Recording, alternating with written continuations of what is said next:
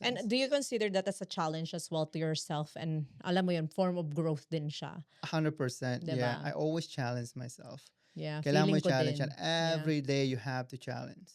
In Yeah. order for you to become successful, you need to become 1% better than you were yesterday. And that's what I've been doing for so many years. That's true. Diba? Kasi yung iba, parang hindi na nila tinake advantage na nandun sila sa trabaho nilang yun ngayon eh. Kasi it might resonate sa'yo sa future mo, di It ba? will make sense. Yeah, it will make sense for Yeah. sure. Kaya kunyari, hindi ka marunong mag-computer, dahil natatakot ka magkamali, hindi mo na trinay. Yeah, Di ba? Or dahil hindi mo work yan, hindi mo na trinay. What if, exactly. mas maganda nga yung pakilamero ka minsan?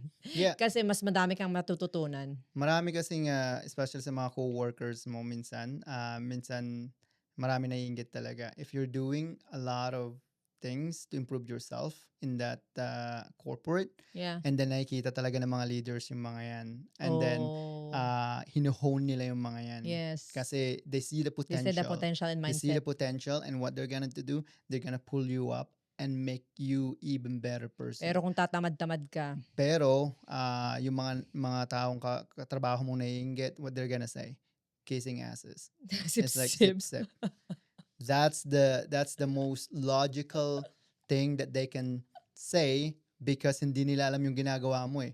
Hindi nila alam na nagpapagaling ka. Hindi nila alam na nag-stay ka just to make sure everything is done according to the way how you want it, or how your, yung supervisor mo or managers mo or leaders mo, Yeah, how they want it to get things done.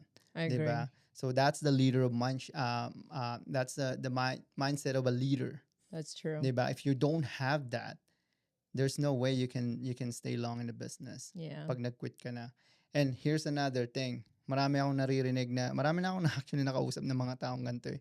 Like, pag may ipon na ako, doon pala ako mag-quit. That will never happen. I think we're gonna, yeah, I think meron, okay, sige, just Yeah. talk with that until we cross that bridge, and then I'm just gonna disregard it. I think may question din ako na ganyan.